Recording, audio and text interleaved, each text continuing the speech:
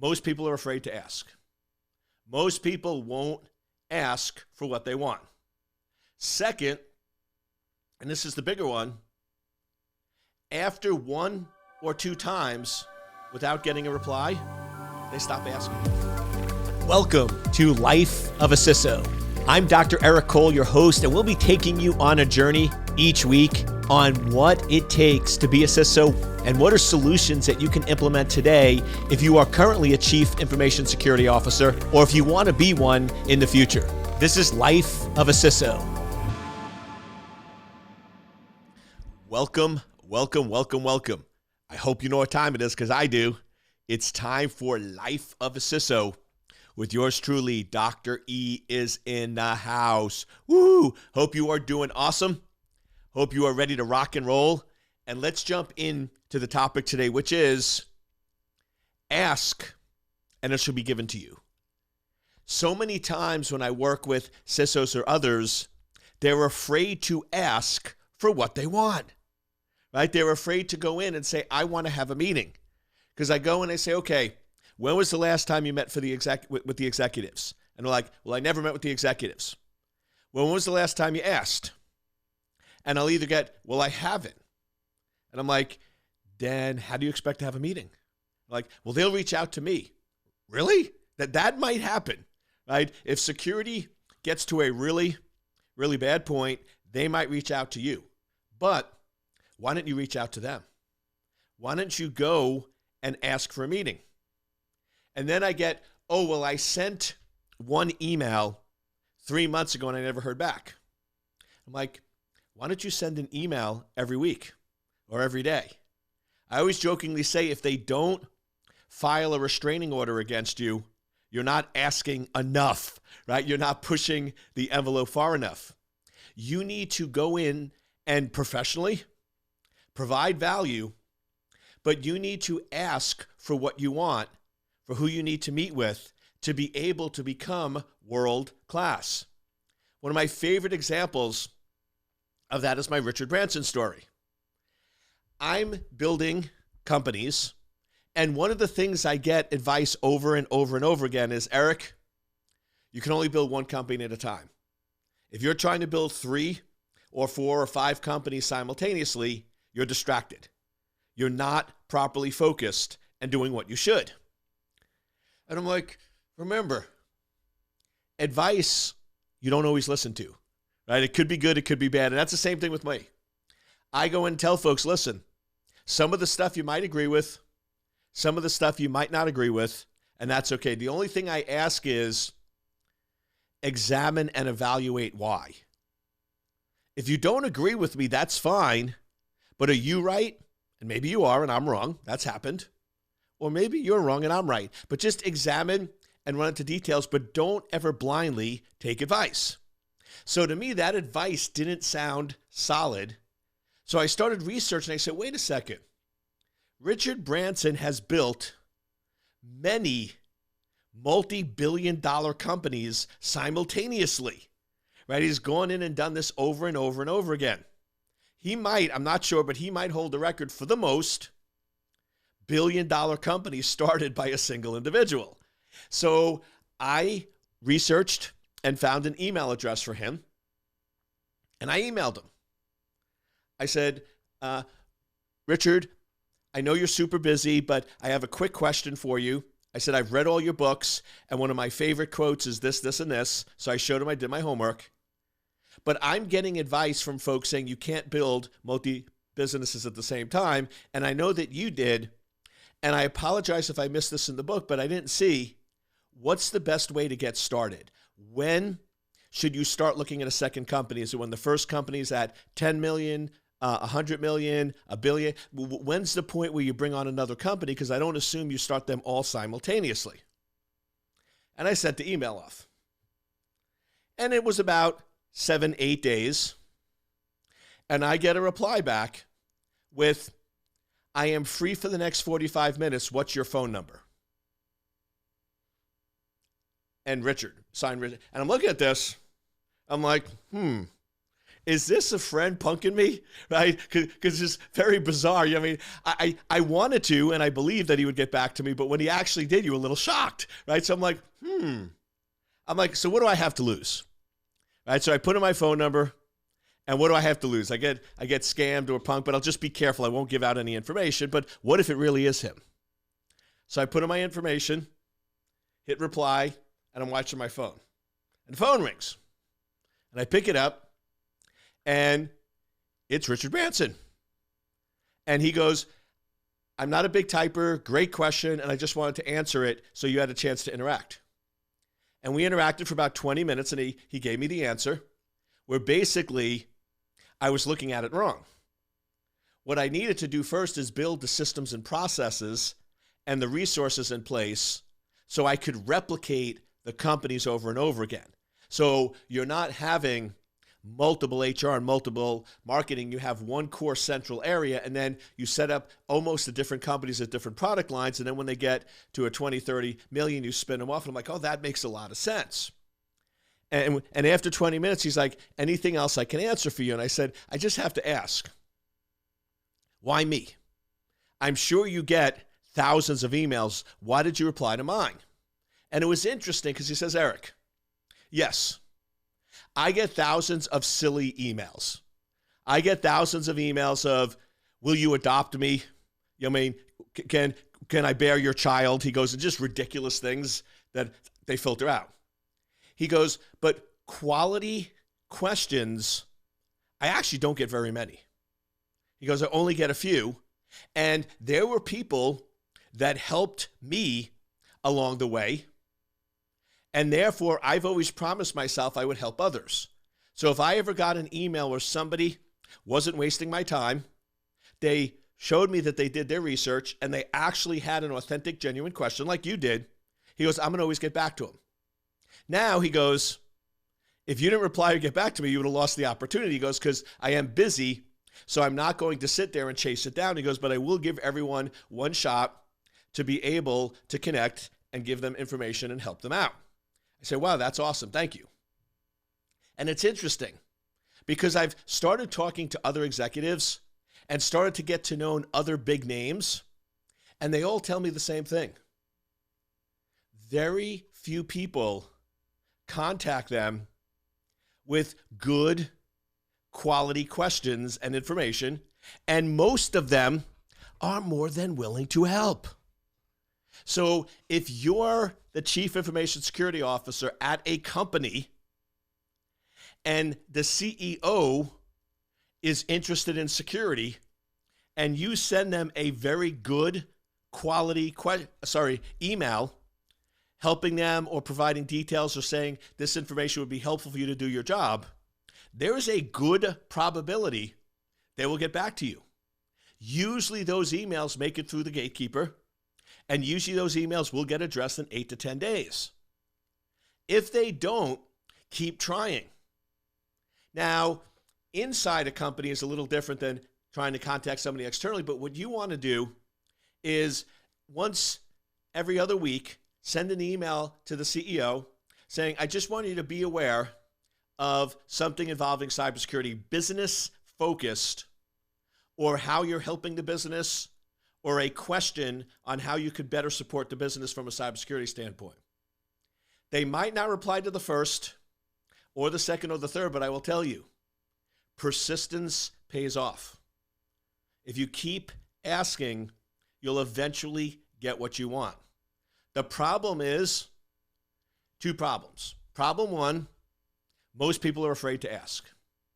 Most people won't ask for what they want. Second, and this is the bigger one, after 1 or 2 times without getting a reply, they stop asking. They figured, oh, I'm going to give up. If you go in and look at all successful people, they have failed a lot of times, but they kept on going, right? They didn't quit. I forget the exact number, but it was around 1,200. So if you've ever heard Bill Gates talk about starting Microsoft, him and Paul Allen, right? They had this idea, but they needed some funding, right? They needed some funding to build out the software. Now, imagine the request. In the 80s, you have these two folks, they're not college graduates, and they're basically saying, we want to buy a piece of software and then resell it to IBM to run on all their computers. And then we want to build out this thing called a graphical user interface that no one's seen at the time to be able to own and dominate the software space of computers. Now remember, in the 80s, there weren't desktops, there weren't computers, none of that existed. It sounded insane. It sounded crazy. And why would you trust these two folks that have zero experience in software, zero experience in building a company, and has never ever done this before? Why wouldn't you just have IBM do it? Why in the world would IBM hire this no-name company? So you can imagine they got no after no after no. The number's correct. I believe they got over 1,100 no's. Now, question, how many of you would have stopped at no 100 or no 300 or 500 no's or 800 no's? But they believed in their idea so much that they kept going. And Bill always jokes, he goes, yes, I got 1,100 no's, I got 20 yeses, and 8 of them made me a billionaire, right? He knew that he only needed 8, and it didn't matter the number of no's, it only mattered the number of yeses. And of course, the rest is history. And if you look at most of these big companies, it's the same thing. It's not like they went in, they asked once, got a yes, and moved on. It's hundreds and hundreds of no's. So if you want to be world-class CISO, you have to know what you want. You have to be willing to ask for it in the company. And you have to be willing to accept ignoring or no's until you eventually get the meeting, until you get the promotion, until you get what you want. And I know I'm using external examples, but it's true for being a CISO. One of the cases I coached was somebody who was a senior engineer about 8 years, and the CISO was retiring in 3 years. Well, when they started and they wanted to be the replacement, it was 3 years, and when they hired me, it was 2 years. So I said, okay, why don't you become the deputy CISO? And they start giving me all these excuses. Well, Eric, that's not how the company works, and they don't have a deputy, blah, blah. I'm like, did you ask? Did you actually ask and suggest it? And I'm like, well, in a meeting in passing, I sort of hinted at potentially being a deputy so I could take over for when they retired, and it didn't really get traction. They didn't really say anything, so I assumed they weren't interested. I'm like, well, did you ask again? And they said no. I said, ask again. So they sent an email, and they didn't hear anything. I'm like, ask to go to lunch with them. So they did. And then I asked at lunch, and they're like, well, I'm not sure. I'm like, and they said, okay. They said no. I'm like, did they? What you told me wasn't a no. Saying I am not sure is not a no. Did they say I'm not sure? Did they say no? And I said, well, they said not sure. I'm like, keep going. And I'm like, but Eric, I don't feel comfortable. Exactly. You're not going to feel comfortable. Keep asking, keep asking. And 6 months later, they became deputy. And this was a couple years ago. And the person eventually left, and they became CISO. What if they didn't ask? What if they weren't persistent? And you know what, the individual, I talked to him recently, and the job's going great, and he's the CISO of this company. He goes, Eric, so many other people were so jealous, and so many of them were like, how did you do that? What magical powers did you have in order to become deputy and CISO? And the magical powers were simple. He asked, and he kept asking, and he kept asking, and he kept asking until he gets what he wanted. So that's a skill that you need to get very good at.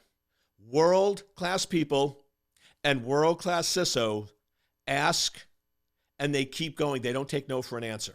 They're professional, right? They don't go over the line. They don't kidnap puppies, right, or anything crazy, right? But they will keep going until they get what they want. So I have a question for you. What is something in your career that you really want that you haven't asked for that you should? There has to be something, right? There has to be something that you think about and go, you know something? I really would like X. I really would like here's some things. Would you like to brief the board of directors so you can get experience on how that's done? Yeah, okay. Did you ask? Well, yes, how many times? If it's not 1,000, keep going. How about, would it be great if you could sit in a board of directors meetings just to see how it's run? Wouldn't you like to see the conversation so you could be prepared for down the road? Great, ask. And once again, you're probably going, but Eric, it's not, wait, who said what is or is not appropriate? Who said what you can or can't do, right? We create these artificial boundaries that say we can't do this when who said? Why can't we? So ask, ask, ask. In the spirit of asking, let's look at what are some of the questions that world-class CISOs should ask in their organization. What are some of the questions you should go around and be asking of the different people, whether it's executives, vice presidents, or managers? Before we go there, though, let me give you my golden question. And actually, before we go there, let me give you my golden quote. And I know some of you have heard this before. Smart people smart people know the right answers. Brilliant people ask the right questions. That's, once again, different from school. Smart people know the answer. Brilliant people know the right question to ask. If you look at really, really brilliant people, they're always asking questions. They're always probing and trying to find out more information and more details. So this is different because world-class security engineers think they need to know the answer to everything and be the smartest person in the room. World-class CISOs know the way you become the smartest person in the room is by asking the best questions. So know the right questions to ask. One of my favorite questions, and this question will get you out of any predicament. And that question is this: what am I not considering that I should be considering? Most of us, when we make decisions, it's based on what our current knowledge base is.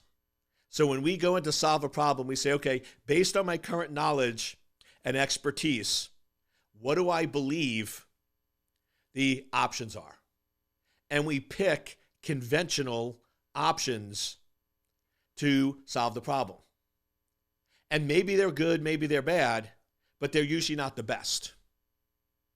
What if you stopped and said, what are things I'm not considering? What are 3 other options I haven't considered that if I considered could give me a better option or a better solution?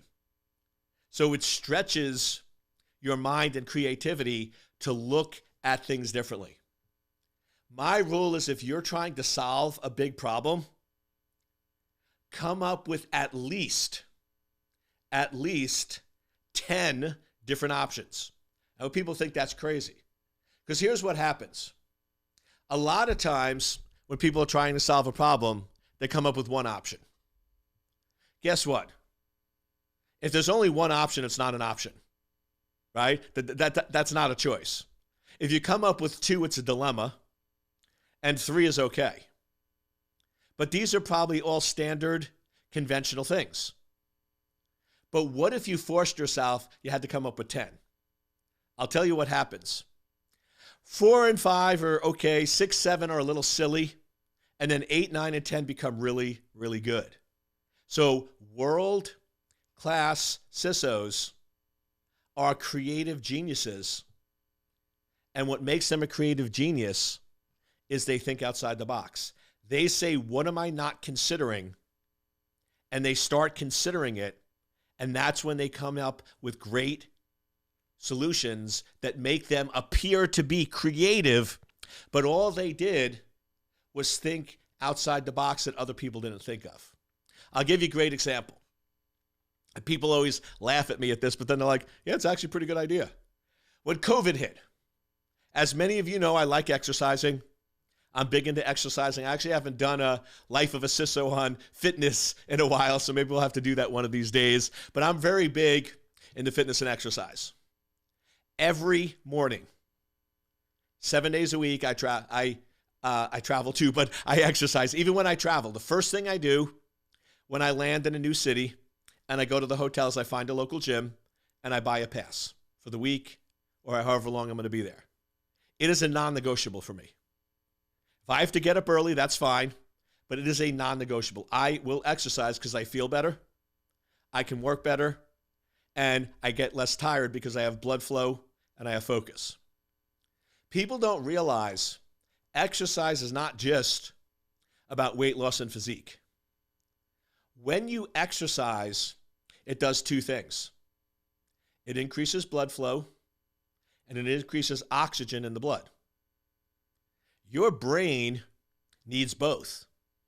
So imagine every morning you give your brain an extra boost of oxygenated blood.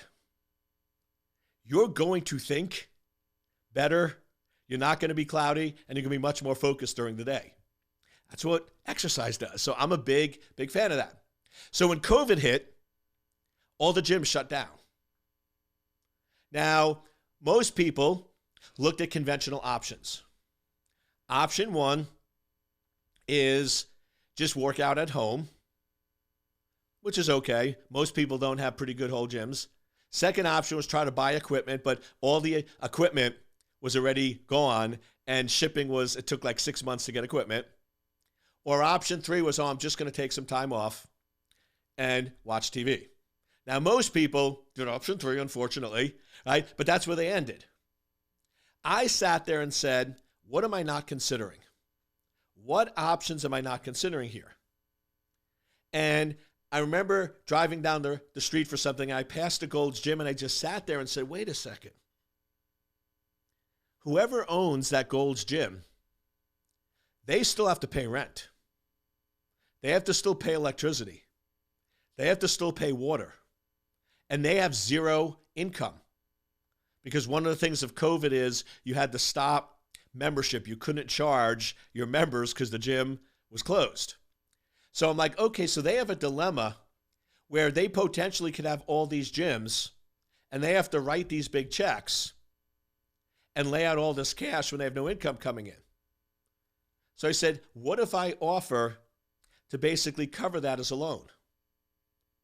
So I went and found out who the owner of the gym was, and I said, listen, what if for the next 6 months, I pay all your expenses? So now you don't have to lay out cash. So I'm helping you with your cash flow problem. Then in 6 months, I could either convert that money I gave you over to an ownership in the gym, or you could pay me back interest-free.